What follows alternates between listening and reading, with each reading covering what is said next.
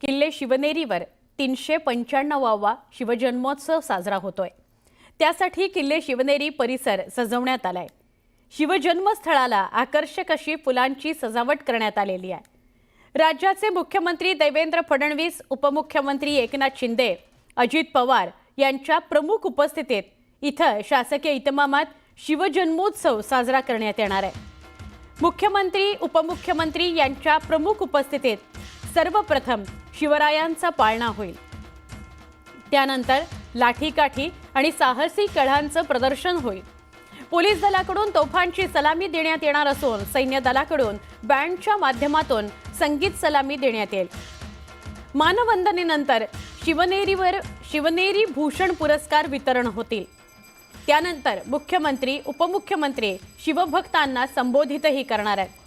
शासकीय कार्यक्रमाची या सगळ्या घडामोडींनंतर सांगता होईल।